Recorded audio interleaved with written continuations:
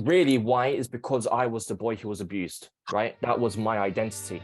The shame becomes so crippling for a man that the thought of even voicing the words is just suicide, right? And I remember just feeling like I was stark bollock naked in the middle of central London, and everyone is looking at me. That's literally how it felt, right?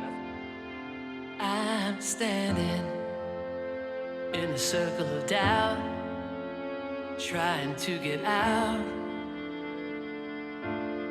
I fall upon my face in disgrace, and I'm running down a hall of pain.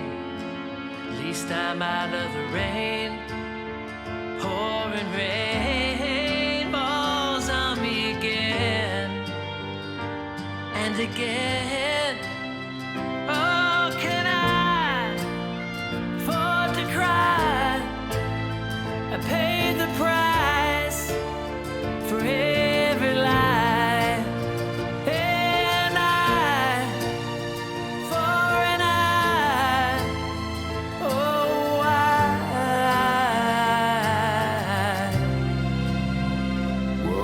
why? To our first live program discussion focused on male survivors of childhood sexual abuse, sponsored by the Men of Voices Beyond Assault. As many of us here today, Lorward and I are also survivors. Voices Beyond Assault recently started this men's division because we understand that men's voices are not always heard, and we want to amplify those voices, empower them to heal and provide resources that are needed. We're so glad that all of you could join us today for this important discussion. And now let us introduce our guest today, Perry Power. Perry is an actor, writer, and co-founder of the nonprofit called We Rescue Kids. He is coming to us today from his home in London in the UK. Hi, Perry. Hello. Perry's online messages of inspiration for abuse victims and survivors has resulted in 2.3 million likes and 125,000 followers on TikTok. His work has been featured on The Sun, MTV, Sky, and he's even done a TED Talk. And Perry is also the author of this best-selling book, appropriately titled Breaking the Silence. Perry, welcome to Men of Voices Beyond Assault, and thank you for joining us today. Hello, Craig. Hello, Lord. Can you first start off by telling us a little bit about yourself? Yeah, sure. So I born and raised in London. I grew up being an actor.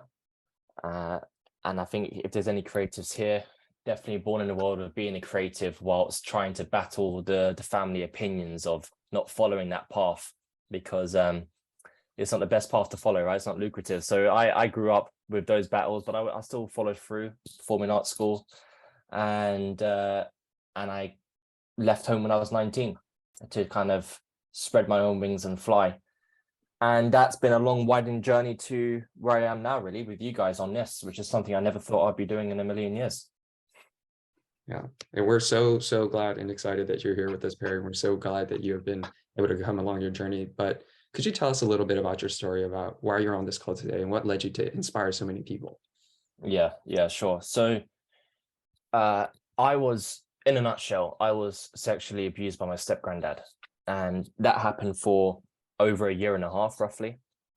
And it stopped because my stepmom caught him doing it in the living room of my nan's house. So he would do it when there was family members around, right?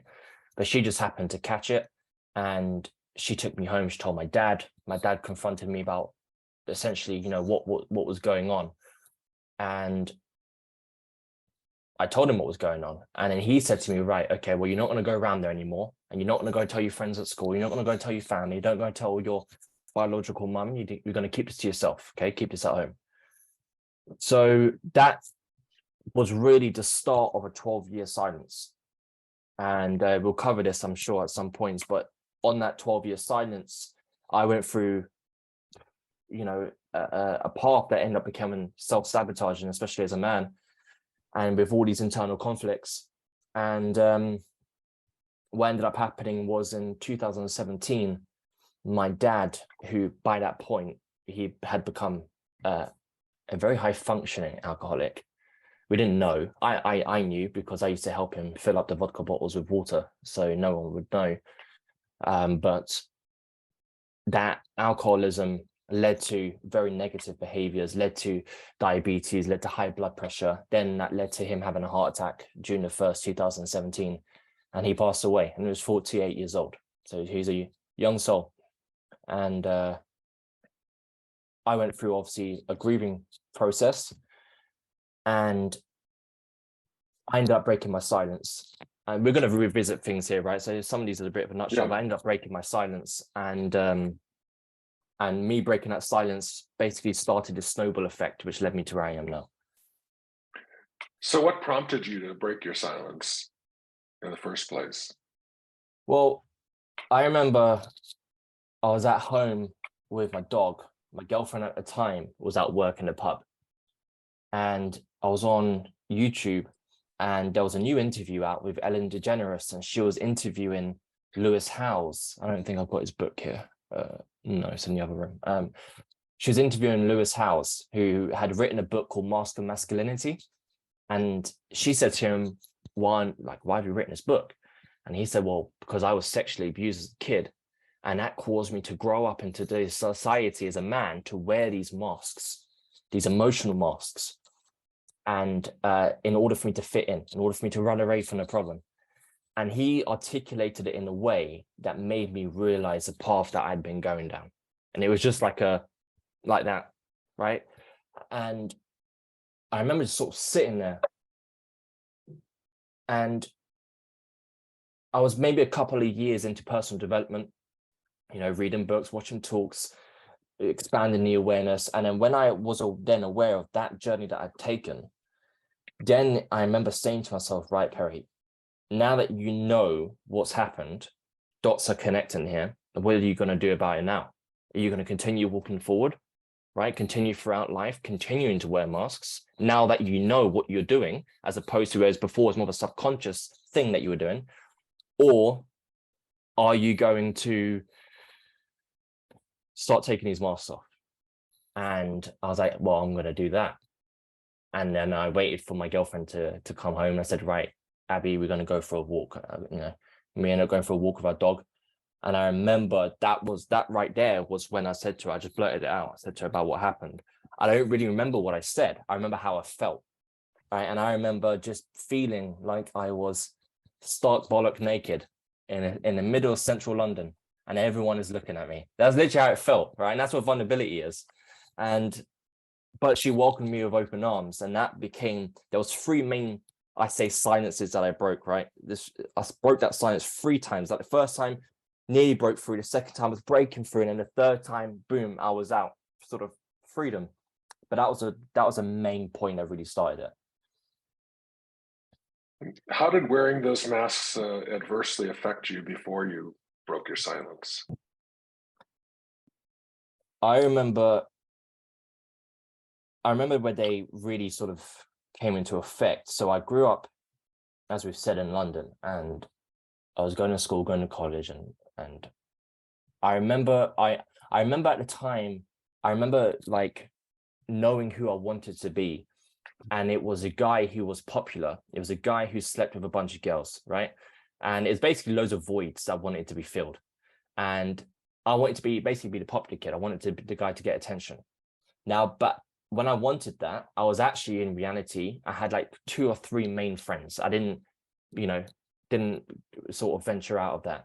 I hadn't slept with any girls. I think I kissed 1 girl, I'm 16 years old here, right? Which is completely fine. But at that point, that's not what I wanted. And really, why is because I was the boy who was abused, right? That was my identity. And I hadn't really broken free from that because I hadn't confronted it. Then when I moved to a different location, which is a place called Bracknell in Berkshire, which is about half an hour out of London, I remember going to this new college. Now, before going there, I remember being like, right, nobody knows me in this area. Nobody knows me in this college. So do I want the same Perry to walk into these college doors, or do I want a new Perry to walk into these college doors? And that really I was like, okay, I'm an actor. I'm going to create this character, Perry Power 2.0, right? He's a guy, he's like Stifler from American Pie. Okay, that's him. He doesn't care about anything, right? And I started to play that part, and that's when I ended up getting the girlfriend after a while, which ended up being the girl that I was dating.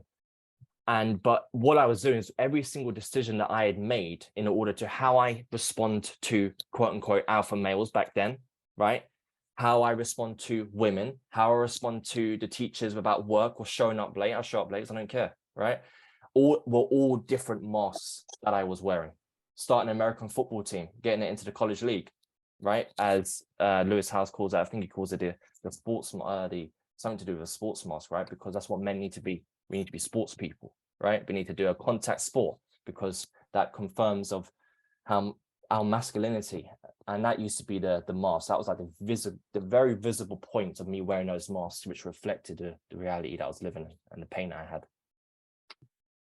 Yeah, Perry, thank you so much. I think so many people can relate to this idea of wearing a mask and pretending to be someone that we are not, struggling with something that we are really trying to fix and wanting to be vulnerable with people, but just really struggling with that. So I really appreciate you articulating that idea. And I kind of wanted to ask you also, like, what do you think are some of those other masks that you are wearing? Some of the, I guess, societal like expectations people would place, especially on like males, to be a certain way, whether it's like you said, uncaring, sleep a lot of women, to not care about things, to be a contact sport. Are there any other specific things that you felt like you really had to wear that you were just like, this is not true to who I am? Yeah. And I'm going to tell you a very short story here to sort of answer that. I remember when I was younger, when I was back living in London, I was in school and I was in a park and I was cycling, and this other kid cycled from this group over to me, befriended me straight away, talking about what school I was going to, what class I was in. The guy, I thought, I'd made a best friend. The guy's a legend, right? But all of a sudden he says to me, how much money have you got? And I said, I've got a £5 note. And he goes, give it to me. And I tell you what, I hope, I've already forgiven the guy. I hope that guy, right, has transferred that into being a good human being, because like he can get far in life. And how he managed to really pull me in, then do a flipperoo, and then be like, how much money you got? £5, give it to me. And I said, no. He goes, I know what school you go to. I know what class you go to. I know what time you finish. And I know what exit of the school you come out of, right? And I remember just being like, so I gave him the £5 note. Then I cycled off, scared as hell, right? Because my dad raised me, he did his best attempt to raise me in an environment that he wasn't raised in. So that he was raised in. He wanted to do the opposite, right? He came from alcoholic parents. He wanted me to come from a household that was loved, which very much did that, but it also ventured into a world of suffocation. And dad, give me some freedom, please, right? Which is why I left home when I was 19. And so I went home and my dad was in the kitchen. And I said to my dad, Dad, I've just been mugged.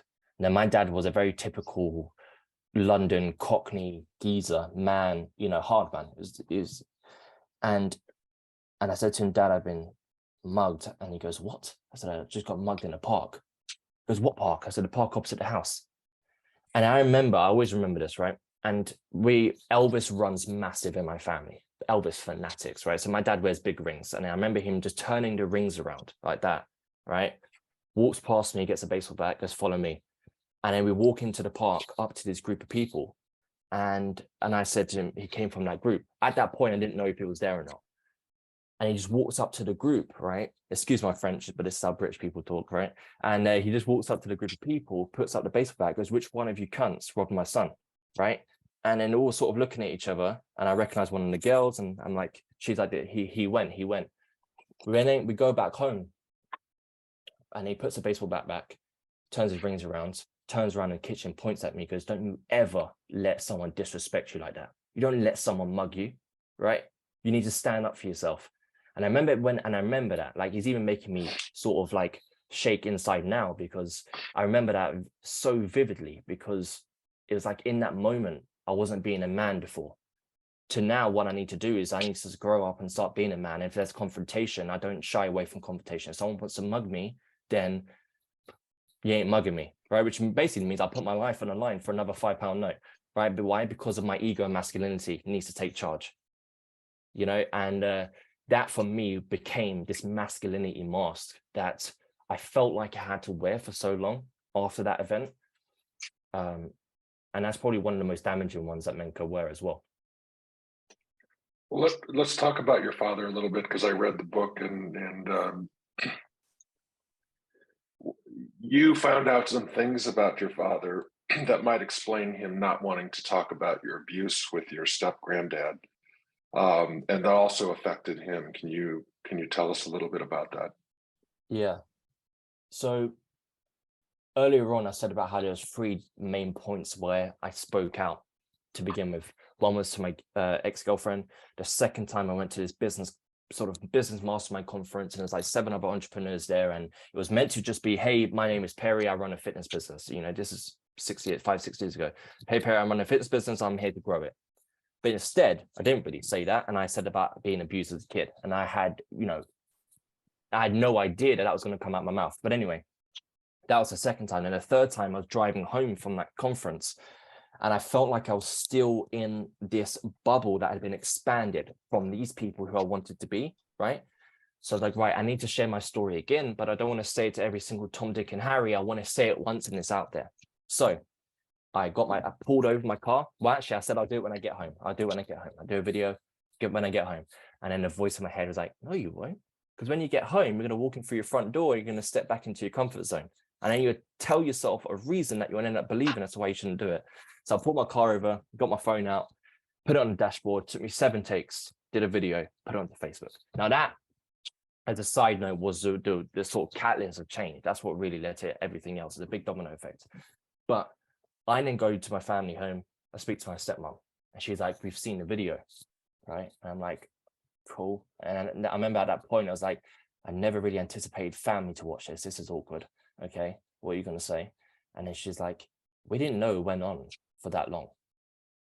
And what she proceeded to say was that when she took me away from it, she told my dad confronted me, I made them believe that one instance was the only time it happened.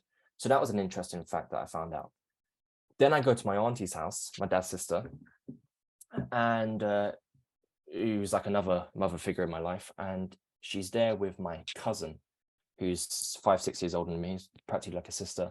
Now, up until this moment, I'd always known that Kelly, she's in the book, she was abused by the same man. I'd always known that because she'd tell me, but she would never go into too much detail, and I would never go into detail about me. And I remember sitting there, my auntie was like, we watched a video. I was like, yeah, okay, sure. What do you have to say? And she's like, well, it wasn't just you that was abused by your step granddad.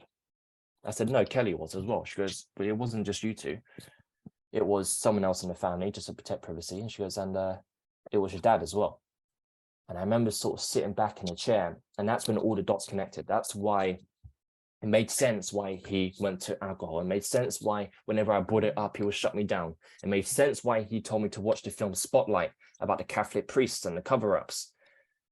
Because I later found out that my step granddad, where he grew up, was in a Catholic church being abused by the priests. And that's in Cork in Ireland, which was listed at the end of the movie. And the reports from the school that he was at was part of the research from the makers of that movie and the actual real life team. So that's when I realized that my dad lived and died in silence. And that became, I think, the big moment of purpose to help people not go down the same road that my dad went down. Perry, that's just absolutely beautiful. Like your ability to come forward. So many survivors really do struggle with staying silent and keeping things in the dark and feeling a lot of shame. And when you said you were breaking the silence, the thing that I thought to myself is he's not only breaking the silence for himself, for his aunt, he's breaking for his dad for generations to come. And I think that's something truly beautiful. So could you speak a little bit to like, how is that breaking the silence really brought you like healing and comfort? And also like, how has it brought that to the people around you? You said about generations there, and that is one of the biggest things that happens, which is breaking a generational cycle of abuse, breaking a generational cycle of trauma, breaking a generational cycle of silence. Body Keeps a Score. He talks about how trauma can, which is a great book, talks about how trauma can be passed through. It gets passed down through generations, and it does in different ways. And I remember just being like, it needs to end with me, because if it doesn't end with me, and I live in silence, sure, I can paint a reality where maybe I don't become an alcoholic, or maybe I don't become a drug addict, but I just don't talk about it. But then that trauma, that shit can be passed down to my kids in the future one day, and it can come out in different ways to them. You know, who knows? But it's definitely a possibility. And I know right there, that was something that I needed to really help do. And I think that when it comes to breaking the silence, it's when we live in silence, right? We think we're the only ones that have been through it. Okay. We think that we are the only ones that are going to be able to understand it. We think that we're the only ones that are ever going to believe it. Why should I voice it? No one's going to believe me. And the beautiful thing about breaking the silence is, and I do kind of speak about this sometimes, and it comes across as, Perry, it's not that easy to do. I know it's difficult to do, but the way that I look at it is that the consequences of living in silence outweigh the consequences of breaking it, right? And when we do break the silence, that's when we realize that we're not the only ones that have gone through it. And one of the magical things that comes out of this is everyone here, everyone, no matter the gender, right, can relate to the feeling of shame, right? And shame lives in silence. And one of the best ways to maybe not completely get rid of it, but I tell you what, it takes a lot of weight off of you, is to add a voice to your stories, to add a voice to it. And that helps to not have shame live. Why? Because we can be on this call now talking about it openly, you know, and that really helps to get rid of the shame that's attached to it. You know, like we talked, it's incredible. And you talked about how that voice just became a snowball. Can you talk a little bit about how that video that you first put out snowballed into the all the reactions that you got, and all the love that you got from other survivors? And how did that happen? I mean, that must have been incredible. It was like the movie, I think, Dear Evan Hansen, where like he puts out that video and suddenly everybody on social media is coming to him. That kind of happened to you, didn't it? It did.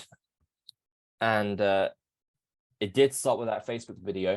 It's, I don't know, with the content of mine that goes out now, in regards to viral, that the original video didn't go viral. However, I think in that time, 5-6 years ago, especially as a man doing it, it created a lot of impact.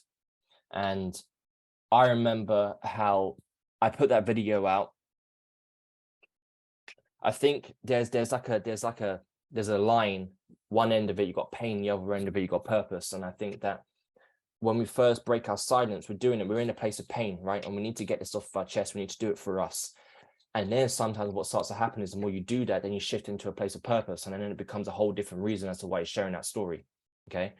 And that video was when I really started to shift towards a place of purpose, because I had a message from someone, a business guy in America, and he reached out to me and basically said that I'm on one side of America, my family on this side, I'm trying to chase trying to do my thing, and they want me to come back. Basically, there's an abuser on this side, right? And he doesn't want to go back to that world. And he felt so much conflict that it was sending him down a dark, self-sabotaging path. But watching my video brought light into what was so dark. And that made me realize for the very first time, oh, okay. So my story that I've been living with for over 12 years, I can actually share this now for good, to actually help someone, just help one person. That's like fascinating. And that leading with curiosity then led to me doing another video, me doing a post, me doing another post. And then it just became, the compound effect. And then it just became over time of this consistency that led to the next thing. Then TikTok came about. And then with TikTok at that time, it was just singing and dancing. That's it. Just singing and dancing. And it was just kids primarily. And I remember watching this. And I remember, now this is a different ex-girlfriend, right? It's a girl from after Abby. But I remember being with her. And I was like, I've shared my story out, speaking to so many adults. I was like, but I would like to speak to those who are younger, where it's happening or it's just very recently happened. And I was like, do I do this on TikTok? Because they're just singing and dancing, and you got Perry Power coming in with a whole wave of, hey, I was abused. And it's like, are they going to want that? So, but I thought, just try it, because at least you can maybe speak to and maybe help one kid. So I did that. And in that video, just jumped like up to like 300,000 views. And I was like, and there's a lot of comments about people basically saying, I can relate, I can relate. And whenever I talk about abuse, I always talk about intrafamilial abuse. That's it. I only talk about being, because it's me. And there's not enough voices talking specifically about intrafamilial abuse, sexual abuse within a family environment. So I talk about that. And that is then what led to all of the DMs. And it was just a compound effect from that, which then led to the next thing, led to the next thing, and led to the next thing. But the real growth in regards to contacts and social media came from really TikTok. Yeah. Harry, that's so amazing. I'm so glad that so many survivors and people who are just going through similar things feel comfortable enough to reach out to you. I think that speaks to your ability to talk about what you've been through and have a little bit of a removed distance from it without being, still in the moment and still attempting to figure out a path forward. And so I really commend you for that. And that's something really, really beautiful to see. I wanted to talk about a little bit. You obviously have written a book. And just what is that? You talked about this compounding, right? And I kind of wanted to run into that with the book as well. Like a book is a no small feat, like a video you can prop up your phone, but a book is lots of sitting down. It's lots of intent thought. What was kind of your process going through that? How did that come about? So I remember I remember at the time of all of this happening, I was in a house in Portsmouth, which is south of England. And I remember living in this house and I was so broke, unbelievable, couldn't afford furniture. So I was sleeping on the floor in a sleeping bag with my dog and she was in her bed. And that was just our life for months. And, I was starving and I would share my food with my dog. And, it's just, but definitely the most depressing year of my life. However, what came out of that, I think, was faith. Some people call it God, some people call it universe, some people, whatever you want to call it. For me, it was faith that I'm here on this planet for a bigger reason than myself.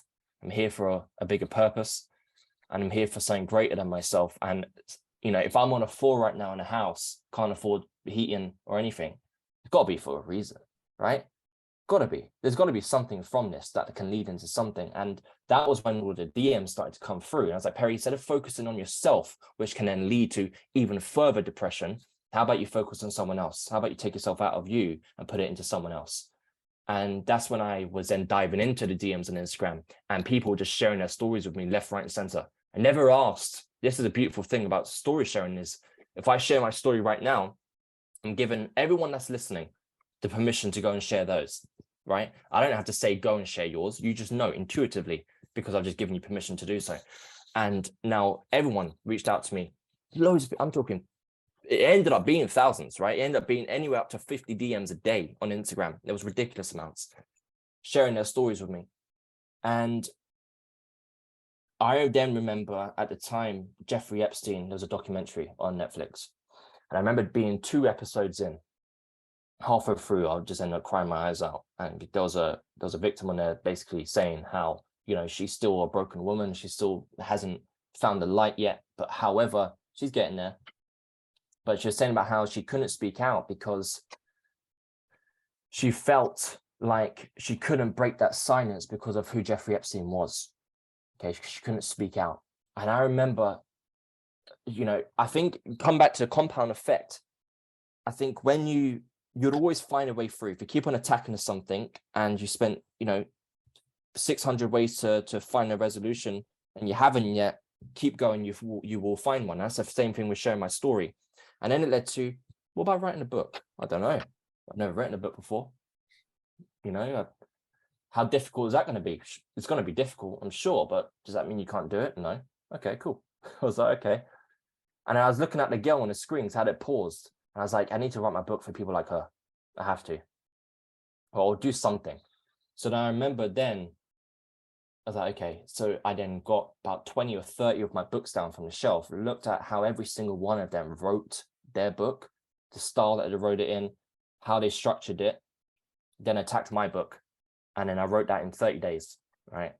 Which sounds great, but then I didn't release it for a year. Why? Because of perfectionism, because I was scared of releasing that. Because for me, it was like, I've shared my story in different ways, yeah, but having a book, that's a different ball game. It's a different ball game. And I sat on it and I had it in my Google Drive folder. It ended up being for over a year. But one of the things that I'd done was, so my book is split into 3 parts. Part 1 is my story. Part 2 is a story of other survivors. So I have 14 other survivors. Half of them are named, half of them are unnamed. Part 3 is the steps that one can take to break their silence. Now, for the people in the middle, the stories, like I said, half of them are named, half of them are unnamed. Now, all the people that are unnamed was a selection of the people who reached out to me on Instagram to share with me their story.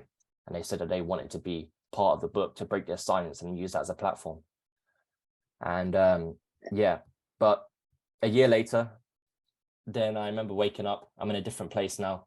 I had to put my dog to sleep, which was worst day of my entire life. And I ended up going to a new house, and I remember waking up one day, and there was just this voice in my head. It's the same voice, I think, when I was driving the car, that said to me, "No, you won't. Don't wait until you go home. Pull over the car now, share your story." It's the same voice. I said, "Dude, what are you waiting for to get the book out? Stop waiting, right? You've waited a year. Nothing's changed, right? When it comes to it, find a way." Because at that time I didn't have any money to do anything. Even then, I was like, so find a way, go onto Canva, do the front cover, figure that out, okay? Do a free editing software. If there's spelling errors, who cares? Because your story and your truth is going to outweigh any of the spelling errors that are in the book, okay? It carries it. And then I put the book out. And then it went to #1 in the sexual abuse category and the mental health category in America and the UK. And those are pretty big categories. And it went to #1 in those 2. And it just, it was just proof to me how sometimes if we're on something, we have to release it or we have to take action. You know, it's the imperfect action that always works. And what's interesting is that not only did you get people to share their stories in your book, but it was also a very good cross-section of males and females and their experiences. Did you make any observations from that about any differences or similarities between the experiences that males or females had with child sexual abuse? Yes. So there's one that's very obvious to me, and then you have the other one, which is the magnitude of the shame that men live with. Women live with shame too, 100%, right? But the shame, it was very evident to see. And that was just in DMs back then. Now, you know, I'm in a completely different sort of stage of my life where I've seen that even deeper now, face to face, right? And in different ways, where the shame becomes so crippling for a man that the thought of even voicing the words is just suicide. And that's what it feels like, you know? But I tell you what was interesting, how I haven't had this, what I'm about to say, it's still to this day, I haven't had this once from a woman, but I've had it numerous times from a man. And that is, a man will share their story with me about being sexually abused, and then they question their sexuality, you know? For example, let's just say they reach out to me, they're gay, but then they tell me their story and they say, "I don't actually know if I am gay. Am I gay because my first sexual experiences was with my uncle?" You know, and they've spent their whole life doubting whether they're actually gay or not, which is a different ball game, you know, in regards to the challenges that area faces in regards to questioning their sexuality. And I've gotten that from a lot of guys, and not once from a woman, in regards to a woman reaching out to me who, you know, in a similar situation. And I found that very interesting. And I think that might also come down to maybe societal beliefs. Maybe, I don't know, you know, I don't actually have the answer for that yet, but it's just a very interesting observation that I've gotten. Yeah, that is very interesting for sure, Barry. And thank you so much for sharing that.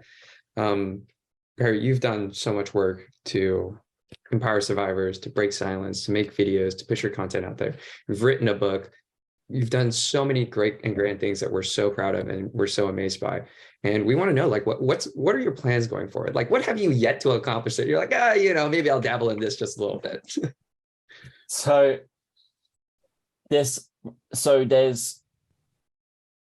two sides to this. So what developments on what I've already got going and the new things that I want to do. So developments are, so we've got the charity in America. So what we do with that is we give free mental health care to child survivors of sexual abuse, right? We take donations that come in, we pay for therapists to then put the children through a mental health care program with them. A goal now, what we're doing is opening up safe homes. And that's a very long process, a very lengthy process to do. There's so many red tape in there, it's unbelievable. But that is something that is a plan that we are looking into moving forward. So that's what We Rescue Kids. I'm a trustee on a charity here in America called We Together. And what we've built is a tool to have victims of survivors of sexual assault to anonymously self-report what happened to them. And what happens is when they anonymously self-report, it goes into a database that's completely protected. And then with AI, if it finds similarities in reportings, because as we know, a lot of the times when somebody assaults someone or abuses someone, it's not just the one person that they've done, right, in their lifetime. A lot of times this is the case. So if we find similarities in the reportings, it creates a cluster and gets sent to the police. So a lot of the work at the moment is going into getting that involved in the Met Police and getting that into the Houses of Parliament so it can become heard of in our government. And then the other thing is, I'll tell you what the vision is. My vision is to have a production company that essentially creates only true story films, right? So movies about people that are survivors of trauma, that have stories that need to be shared, right? Not just from famous people, but from every person from a walk of life, and to turn their story into a very inspiring and impactful film. So that's like the Bahamas, right? That's like the promised land that I'm trying to get to. And in the meantime, I'm doing small things to get there, i.e. what I do very, very often is I have a team that takes survivors and turns their story into video reels, and every single video reel that I've done of a survivor has gone viral. We're talking millions of views, right? So, and I also help survivors turn their stories into books so they can write a book. And all those things is, let's get your story, let's turn it into a book. And then later on, let's take that book and let's turn it into a movie. So that's like the future projection of where I'm going, encompassing what I'm doing now as well. Well, it's that I hope you get it to accomplish that. I mean, you're pretty young. How old are you? 28. 28. I can't believe it. And you have such incredible insights into the whole idea, things that took me 30, 40 years to grasp. You already have, and I'm so thankful for that because I don't want to see men go through what the guilt and the shame as long as I did, and I just applaud those of you young like you and Lorward who are helping come forward and helping men and women make it easier for them to tell their story and own their story. And I wanted to ask you about forgiveness, because a lot of times I hear when we're talking with fellow survivors or survivors are talking to you, do you need to forgive your abuser? Do you need to forgive yourself? Who do you need to forgive? Can you talk a little bit about that idea of forgiveness? Yeah. Forgiveness. I'll first start off by saying that I never tell someone you need to forgive, right? I never do. And you don't have to. There's so many ways to skin a cat, and forgiveness is one of them. So I just want to get that out there first. My experience with forgiveness is that I think a lot of times people think forgiveness is something for the other person. Like we grow up and you got a sibling, and the sibling, I don't know, drops your phone, cracks it, and your parents like, forgive them, let them off the hook, say it's okay, right? It's okay, you broke my phone, I can just go buy a new one, right? Type of thing. And And I think that has kind of been ingrained into us growing up. So if, for example, when it comes to me being sexually abused by my step granddad, if I forgive him, I'm giving him a get out of jail free card. I'm letting him off the hook. So it's all right, mate. No worries about it, But when it comes to forgiveness, absolutely isn't that. It's for me, the most important person to forgive is yourself. If you can forgive yourself and then boom, you've let go, you're fantastic, great. Don't even worry about forgiving, the abuser, because if you don't need to go there, don't go there. Okay. But for me, I did forgive myself. I forgave myself for speaking out. I forgave myself. And I also will say this, not many people voice this. I've only had a select handful of people voice this on all of the years of opening up to me. But when you go through, it always depends on the environment and how it happens and how long it happens for. But some of the times when it comes to sexual abuse, there's an element of enjoying it because it's sexual act, sexual organs, right? And sometimes you do it to survive, okay? I remember when I was younger and my mum was confronting me about it, villainizing my step-granddad. I said to her, no, don't worry about it because I enjoyed it, right? And I always remember saying those words as a 11-year-old kid. And I remember growing up, remembering that, I remember that word for word. I remember where I said that to my mum. I remember everything. Why? Because if I enjoyed that, right, then, you know what I mean? It's just like, it's a very hard thing to sit with. But I had to forgive myself for that. I had to understand why I said that. And that is why forgiveness to yourself is the most important step first. But after I went through forgiveness of myself, I went through forgiveness of my dad, okay? Because then there's the element of, well, if my dad knew that he was an abuser, why did he let me go around the house? Okay, that's obvious. Why? Many people villainize my dad, right? And I don't like it because I love my dad to death, right? But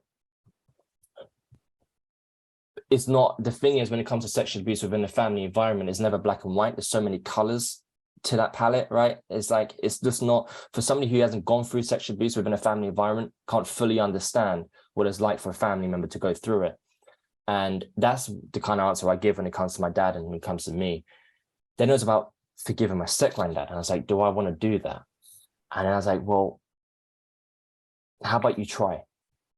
For me, it was about leading with curiosity. It was about trying to just put a couple of pieces together on a puzzle to try and form some type of picture for me to maybe have some type of understanding. That's what led to me meeting up with his two daughters who I hadn't seen before, finding out that he sexually abused all of his kids as well in his own blood family. And that's then what led me to finding out that he was raised in a Catholic private boarding school in Ireland.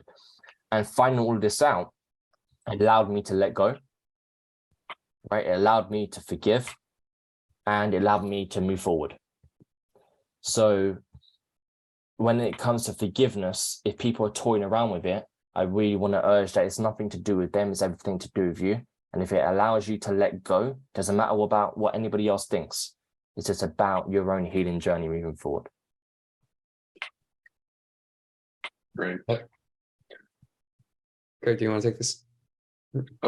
So I had actually had a follow-up to that, because in your book, you had mentioned that you had had enjoyed it, but in your book there's one part where you were laying in your bed as I think 11-year-old, terrified that your stepdad was going to come in. I mean, your step granddad was going to come in. So you didn't really enjoy it.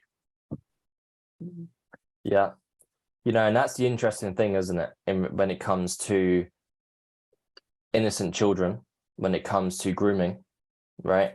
And when it comes to trauma, we're blocking out certain things. Like that memory there with me on the bed, I literally only found out about that memory, I think it was a year before I released the book. So that might be maybe 3 years ago. And I remember I was just lying in bed in a certain way. Exactly how it happened. I was lying in bed in a certain way, and the door was opened ajar to a certain point. And I was just looking at the door, and then boom, my nan and my step granddad were standing there. He had his arm around her, and they were saying goodnight to me. And after conversations with family members, that was apparently the only time that I'd actually slept round there overnight. Never happened before, never happened after. And but I remember lying in bed, and I remember my step granddad just staring at me, and I was staring at him, and I sort of looked away and I went out. And I remember lying there, and I was scared because I didn't know what sexual abuse was. I didn't know what rape was, but I remember being scared that he could come in at any point during the night. And it took me ages to fall asleep because I was a petrified child. But yeah, you're right. You know, I obviously didn't enjoy it, because if I absolutely thought it was, you know, like Disneyland every day with him, then I wouldn't have been scared lying on that bed. Which I think it just comes down to complexities of traumas and what we force ourselves to believe and what we don't. It's the conflict, right? Yeah. Of trying to make it okay as a child in one respect, but then knowing that it's not okay in another respect. And that's that conflict that comes together. It's really tough. We're going to take questions from the attendees. So if you want to start, if you have questions, put them in the meeting chat, and we'll get to them. Lorward, do you have a question? Yeah, I actually want to circle back to this idea of forgiveness. I think a couple of people in the audience, I'm sure, struggle with this idea of forgiving themselves much more so than their abuser. And so I kind of wanted you to talk through, like, what does that process look like in your brain? What kinds of things are you thinking about? What kinds of things would you let someone know, like, hey, if you're struggling with this idea of forgiving yourself, like, consider these things perhaps? I remember going back to it for myself, and it was about, I think a lot of times when we don't forgive ourselves, I think there's so many there's so many parts that we try to not think about, because if we think about it, then we're angry at ourselves because we've done it, right? So instead, we're just sort of left over with whatever feeling that is attached to that, whether that's regret, whether that's pain, shame, whether that's guilt. And I think for me, what I did back then was I forced myself to go back to each moment that brought me the pain. Is going back to the time where my dad messaged me the morning of his death and said to me that he's got a pain in the stomach. I remember reading the message. I was like, fuck off, Dad, right? You're attention seeking. Yeah, you don't have any pain. And I remember sitting with that, you know, angry at him because that's the point that he got to in his life. And then all of a sudden, hours later, he's dead, right? And that was the last bit of contact that I had from my dad, was that message. And I remember sitting with that for so long, blaming myself and hating myself. What kind of a son does that? And I would ignore that sometimes because, like, now, you know, I want to cry, right? Because the emotions are still there, even though I know what's true and what's not. Okay. But it's about thinking about that part that brings us to pain, that brings us to everything that's wrapped up into it, you know, and thinking about me not replying back to my dad and me being like, dude, it's okay, right? You're a human being. And if there's reasons behind it, then sure, go over them, almost as if you're talking to somebody in the opposite chair, right? Like growing up, it probably isn't the best way to explain it because interrogation is always the nicest word, but I always would put myself in a mental interrogation room. So what I used to call it, and I kind of still do, is where I would sit with myself in my mind and I would question myself, and I would find out answers by diving into things with just me, myself, and I. And when it came to finding forgiveness, it was just highlighting each area like that. And I think what happens is something magical if we tend to sit with it long enough, is if we can sit with every element of our story that does bring us to regret, the guilt, or the shame, and we can sit with it, and then we can say, I'm letting you go now, right? I'm letting you go. It's okay. I'm letting you go. That happened, sure, part of my story, but I'm letting that go. And if you do that over and over and over and over again, you do find that the emotions that you had with it does start to let go, right? And that's what I done for myself. That's what I've done with my dad, with how he used to speak to me. You know, I'll say to myself, listen, he spoke to you like that because he was hurt. He was a wounded person. You know, he was someone who was living with trauma. And sometimes trauma can act out in certain ways that it's hard to forget and it's hard to forgive. but it doesn't mean that you shouldn't try to, right? And then I'm letting you go now. And it's just doing that on repeat, like a broken record with each thing. And it worked for me, and it's worked for many other people doing it the same way as well. If you could talk to your dad right now, what would you say to him?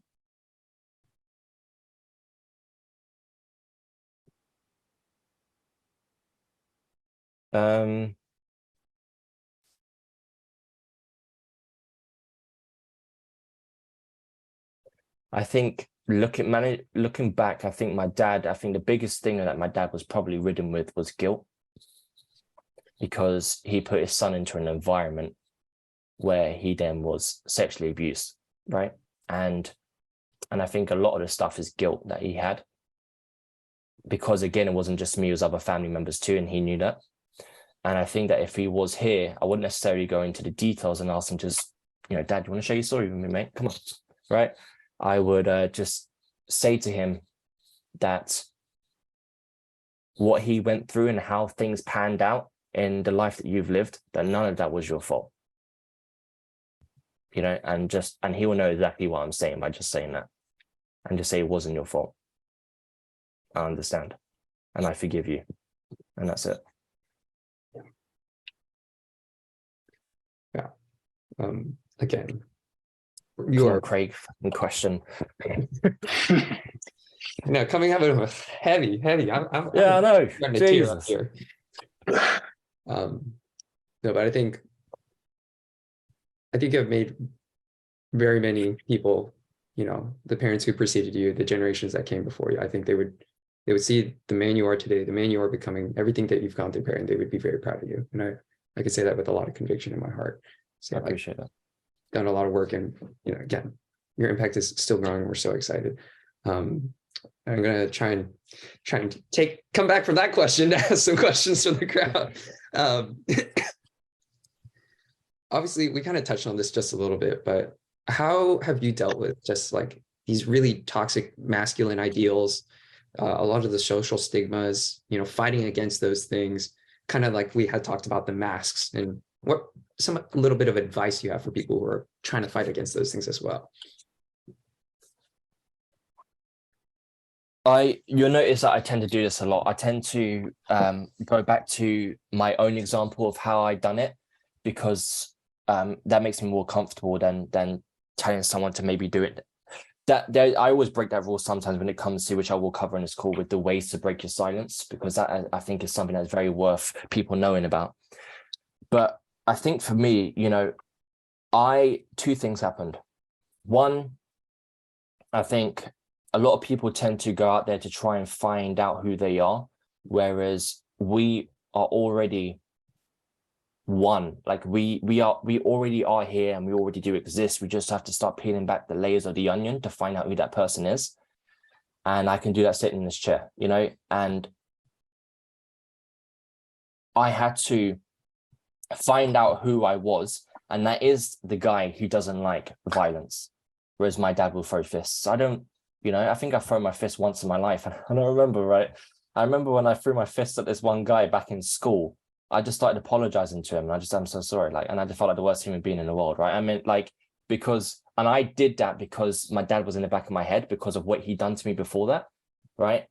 And I've never done anything since, because I'm a lover. I'm the biggest, I cry at fucking everything, right? And that's just, and I had to basically get real with the human being that I am and lean into that. It doesn't happen overnight, but it's just about trying to lean into it 1% more each day into who we truly are. And at the same time, leaning more into who I am, whilst having I don't give a fuck. And I will say that because that is something that I've planted into myself for so many years. When it comes to, I share my story every day. You best believe I get my fair share of negative comments. You best believe it, right? Yeah, all kinds. And I look at them and I'm like, listen, I know what's true. I know what I'm doing. I don't give a fuck what your opinion is. If it's negative, that's unfortunate. Okay. And if someone thinks, God, all he talks about is abuse, or he ain't a man because he's talking about that, I don't give a fuck. Because I know, right? This is how I deal with things, because I know that I know what I'm doing is helping, and I know that I am doing it being the Perry Power that I truly am. And that's the guy who wears his heart on his sleeve, right? Which has pros and cons, but I don't care about the cons, because the pros is who I am. And I think if we can fall more in love and more authentic with who we truly are, I think that takes care of a lot of other stuff. I really do. I really do. If I look back at the times before all of this, when I was going down different ventures, like when I had different businesses before and I was showing up as this person online to help with that business, I would get affected by some people's comments and by how I showed up. Why? Because I wasn't really Perry Power, right? The guy who I am now, who can do this sort of stuff 24 hours a day, right? This is Perry Power. And if somebody had, if there was some sort of societal thing, like one example is, I remember I was front page of one of these newspapers a couple of years ago, and they said that right, Perry Power was allegedly abused, right? And I remember looking, I was like, what an interesting word to use, right? And it got a big uproar for people following me, because they're like, how dare you use the word allegedly? And that is one thing that happens in society, is that they throw out these words because there's no proof. Oh, sure, well, allegedly, right? You might be doing this for X, Y, and Z. I'm like, no. Like, you don't throw around words like that. But I know what's true. This is Perry Power doing this. I'm not going to allow that word to affect me. I'm going to move forward and get my story out there even more, So there's two bits to that. I hope that made sense. Yeah, that's amazing. And it is so true, because it's been affecting both men and women with their stories forever, is that disbelief by people, or not wanting to believe. So it really makes it tougher. Talk about the ways that you to break your silence that you mentioned a few minutes ago. Yeah. Okay. So if we go back to when I broke my silence, I went and told my ex-girlfriend.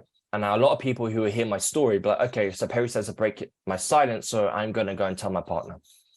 Now, I always say this. This is where I put on the hat of let me suggest what to do. Okay, because that guy who was living in 12 years of silence, he then told his girlfriend what happened. She welcomed me with open arms. Fantastic. But what was I? I was lucky, because if she didn't welcome me with open arms, if she rejected my story, if she said she didn't believe it, or she paused for a few seconds too long, I would have read into that and thought that she maybe thinks that I'm a weirdo, or she's trying to think how to react to not hurt my feelings. Doesn't matter what's true or not. It's about what I perceive to be true. And then that would then send me living back in silence, maybe for the rest of my life, because now I associate my truth with rejection. And for me, it's about if you're living in silence about something that you've been through, break the silence to yourself first in as many different ways as possible. And then you tell someone else. So instead of telling someone else, we'll just use an example of like your partner. Instead of telling your partner step 1, make that, I don't know, step 12. And the first 11 steps, you have told yourself in a different way. Could be writing a poem, could be telling yourself in the mirror. It could be journaling.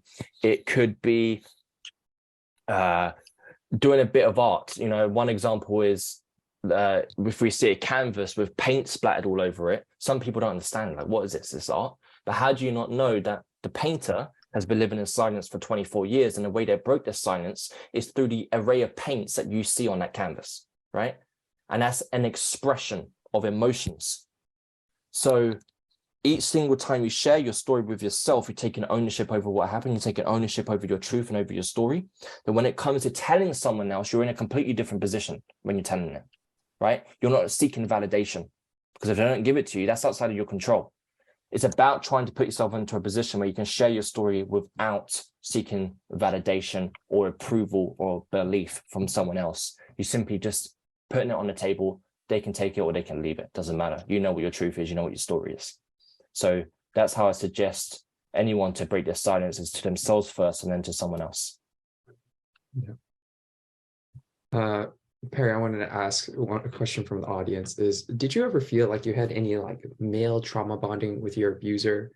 You know, did you ever feel like there's some sort of bonding that was happening, or was it always a very removed experience?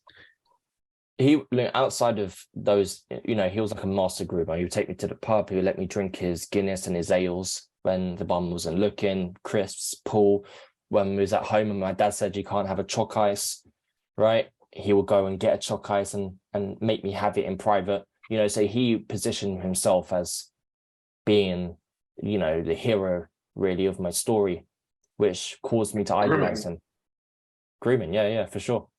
100%, you know. And so then when it came to the things like putting his hand down my trousers and masturbating me, pleasuring me whilst we're watching Power Rangers or Eggheads on TV, that was fine. You know? Just a form of love that another family member wasn't giving me. So that's pretty much what it looked like between me and him. But then he died, but so like a year or two after the abuse stopped, he died from a heart attack at work. And I remember like being heartbroken, being absolutely heartbroken when he passed away. Because even though you hadn't seen him for a couple of years at that point, right? No, but I was still heartbroken. Yeah. I remember just sitting in my bed for hours, just thinking it over. My stepmom coming into the room, like, what's wrong? Like, I'm just thinking about my step granddad. And you know, I remember those times. But you know, that's all came from all of the trauma, you know, came from the abuse, from the grooming. Wow. So this is another question from the audience. How did your spirituality help you with all of this? Are you spiritual? It doesn't matter, you know. Is there an element of spirituality that keeps you going? I think in regards to spirituality, I am just, it's as far as it goes as me being someone who believes in, I believe that we have a choice to find meaning in something. We also have a choice to not look for the meaning in something and just move on.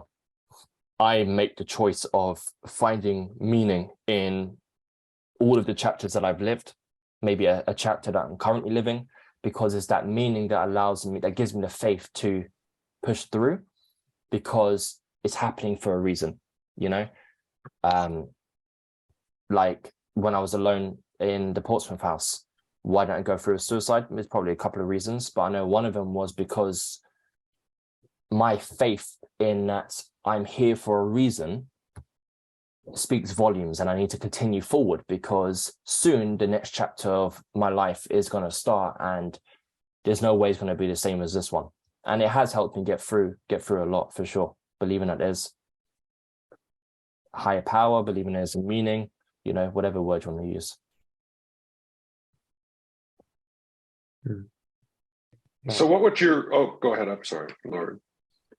Yeah, I think I was just curious to you, you know, we had talked about, you know, a lot of the ways to break silence, a lot of the ways in which we're looking for forgiveness, and just wondering if there's any additional things that you would like to say to like any survivors and people who are listening about, hey, like, this is just something that I want to say to you, just to say to you. I think that, I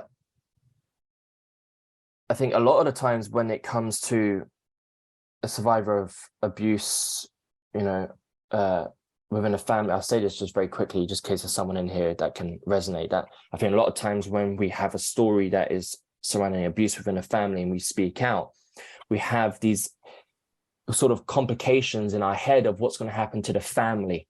If my own family, if I speak out, it's not just my story anymore. This is implicating everyone, right?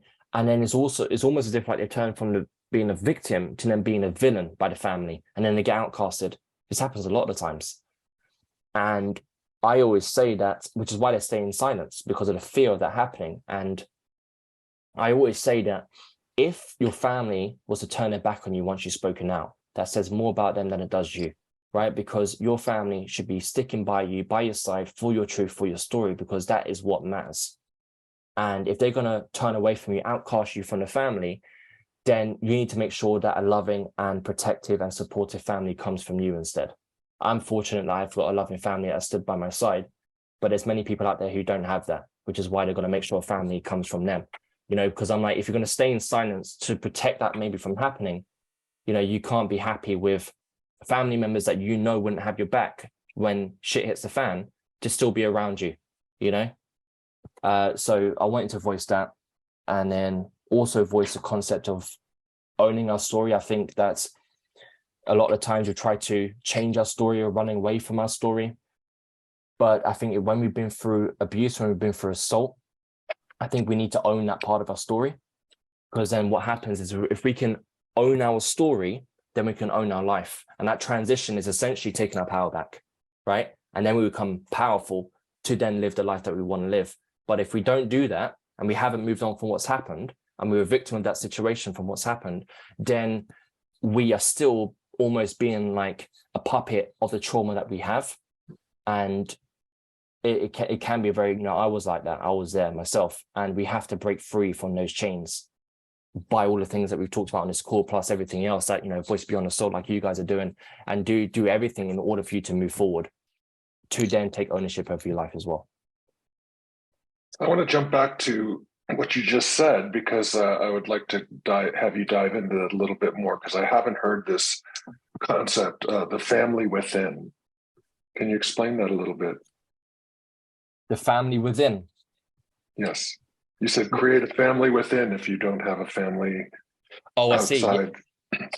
Yeah. You know, there's two parts of that. So that, you know, external and internal. So the external is, you know, create a family, have a family come from you externally. So be the parent that you wish your parent was to you. Then you have a family come from within. So for example, is when you're sharing your story, right? We are human beings. We do want love. We do want care. We do want to be supported, right? Because we need all of that. And if we're not getting that from the family, then we need to try and get that from internal, right? From the family within us. So I heard this, I was on a call a while ago, and I remember them, I was talking about my dad, and I remember them saying about how the parts where you wish that your dad fathered you differently, you need to father yourself like that now, right? And I was like, oh, wow, okay. And that is kind of like the concept of a family within, you know, because, you know, a mum brings you different than what a father brings you and a sibling. And if you can try to touch base with all of those internally, then I think you're in a much better place. So it's almost like loving yourself or treating yourself as a loved one. Yeah. Valuing. Correct. Hi, Perry. This is Brianna. Wow. I'll tell you, I cried. I got angry. I smiled. I've been empowered because of the power effect. I think your last name just rings true of what you bring, not only within yourself, but what you are now instilling in a lot of other survivors. So thank you. I'm almost in tears now. I'm just like, thank you for this conversation.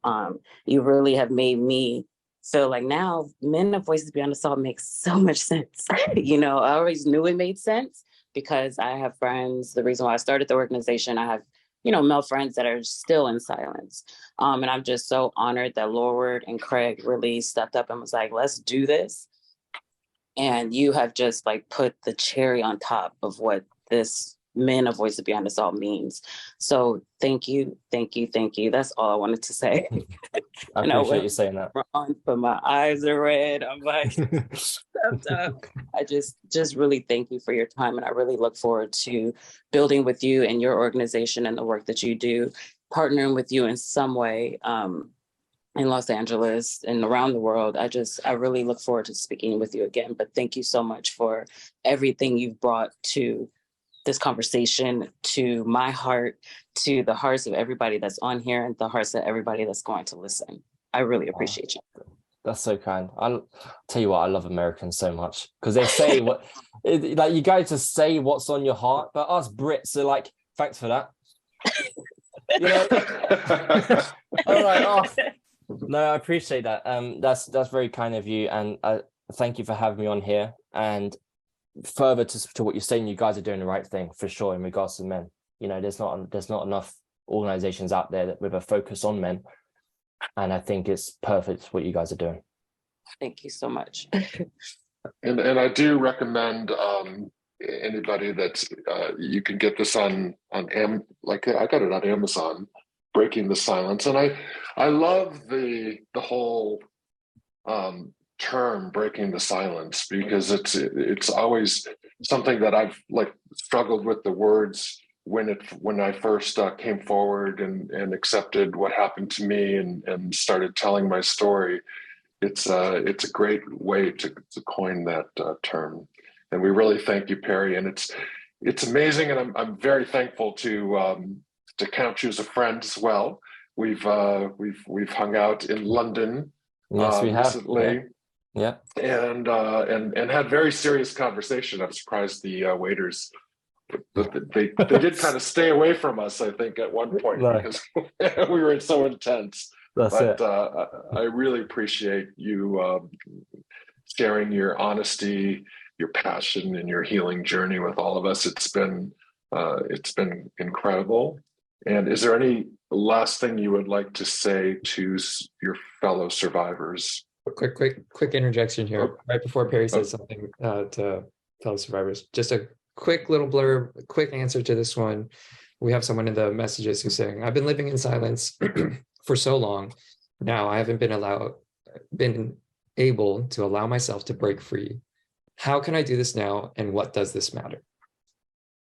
And just a quick little 2-minute answer. Well, that goes well with what the question. Yeah. Last little blurb to survivors, and we'll can close out from there. I think let's start off with the second question in regards to why does it matter? Because one, you're on this call for a reason, right? Which means that we've got the concept of an inner child. And I think a lot of times when we've been through, especially because it might be different ages that abuse and assault happen, but especially if we've been abused as a kid, like me, then living in silence, so that 12-year-old Perry was trapped into here and he was trying to be heard, right? And it caused implications. And I might find myself in a situation like, how did I end up here on this call? Because I was led here. Energetically, sure. Inner child, sure. And I think for you, why should you speak out today? Why do you not just live the rest of your life in silence? Because there is no way, if there is any type of discomfort or pain that you have living in silence, it gets worse, okay? Because it leads to coping mechanisms. It leads to a path of self-sabotage if you're not already on it. And I think that the consequences of breaking the silence, the consequences of living in silence far outweigh the consequences of breaking the silence, okay? So, and also we're human beings that need to share. That's it. We have to share, right? We can't live with dark memories that we are suppressing. So in regards to why should you? Well, because what will end up happening is you'll reach emotional freedom. And that tends to only happen when you start to speak out, because you're not lugging this absolute heavy ass boulder on your back for what feels like all of your life. And in regards to how do you do that? How should you speak out? I haven't had a look in the chat, so I don't know if you've done any form of that in the chat, but start with yourself, okay? So it could be sitting there, it could be writing on a piece of paper. It could be sitting there, it could be journaling, it could be writing a poem, it could be, it's going to be a random one, but it could be clay molding. Sounds a bit odd, right? But when you're sitting there and you are molding, for example, a cup, you're allowing, if you bring yourself energetically to the place of what happened, you're allowing these emotions that you've had stored within you for so long to flow through you making this cup. And at the end, you then have a physical representation of your story, right? You know it. No, it doesn't matter about anybody else. So I would start small steps of breaking the silence to yourself until you get to a point where maybe you can come onto a call like this, or you can reach out to somebody from Voices Beyond Assault, and maybe you can speak to them, or you can speak to a fellow survivor. And also something else that's interesting, I don't think you guys have it there. In the UK, we've got the Samaritans. It's probably our biggest charity in the UK. And it's essentially like if you're feeling suicidal, bad mental health, you give them a call, right? And they've got people all over the country. They are not allowed to give personal advice. They're not allowed to, right? They're essentially just a soundboard. And what's cool about that is that acts as a way of that person to break the silence, because they're telling somebody on the other end but they're not getting any type of feedback, right? Which then could lead to something that's negative. And I think that telling somebody, another survivor that's on this call here, about what happened is they're going to understand it. And just to back that up, I have a Facebook group, the Power Tribes, and there's 2,600 survivors in there. The amount of people that join that group and share their story, whether it's anonymously or their name attached, and they say that my partner doesn't even know. Why on earth am I telling you guys here, right? Why? It's because they're in a place where they feel like they belong, and they're not going to be judged, and they're not going to feel shame. And all it takes is just that first step. So I urge you, in whatever way that makes you at least comfortable, is an interesting word, but at least a little bit comfortable to do it, just that first step, then I definitely urge you to do that. Not think about the end result, but just that first step. Walk as far as you can see is a saying that I like to use. Yeah, many of us on this call are, and Lorward and I and Brianna are also members of the RAIN Speakers Bureau, and a lot of the audience as well, I know. RAIN is Rape, Abuse, Incest National Network, and they have a hotline as well that is available for people. Amazing. Perry, last question. I promise we'll let you go. That's okay. Last question, we promise. What does it mean for you? We're part of this organization. Our name is Voices Beyond Assault. We're trying to be a voice beyond assault past all of this, and we think you've exemplified that a lot. So just as a nice little closing cap to this, what does it mean to you to be a voice beyond assault? It means that I've come to a place where I'm not what happened to me. And it means that I'm now in a place where I can use what happened to me as a way to project my voice for other people to help them get to the same place as well. That's very good. Okay, that was brilliant, wasn't it? No, but yeah, that's definitely how I feel about it. Well, Perry, thank you so much. I think I speak for everyone in this audience when we say we thank you so much for joining our program today, for your passion, for your honesty, for your efforts, for all the work that you're doing, your charismatic demeanor, your British slang. We love it all. It's been amazing. It's been such a joy to be here, and we are so excited for everything that you will continue to do in the future. And I want to thank everyone who participated also. You guys have been such an amazing, just dropping messages in the chat, being able to provide support for each other, being able to just come to something that is survivor oriented and say, hey, there are people who are caring, who want to listen, who want to be here. And we hope that you found this conversation enlightening and comforting. Please look for our announcements for our upcoming programs as well. And Perry, I'm just so happy to call you friend. And I'm so happy that you are leading the way, you and Lorward, that we have young people like you that are leading the way for survivors and helping victims become survivors. And I just so appreciate you. No, thank you. Yeah. Thanks again to everyone. We hope that you are just comfortable to go out from here and to all of us to be a voice of yourself. Thank you so much. And we look forward to seeing you again next month. Bye-bye.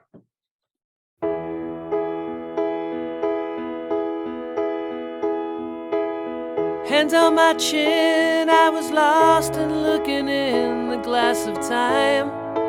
Was it just the wine made me cry? I hope I'm satisfied. I saw myself, an older man, folding up his paper plans and hiding it in his hands. Made me say, am I okay? Don't say too late tomorrow, too late tomorrow.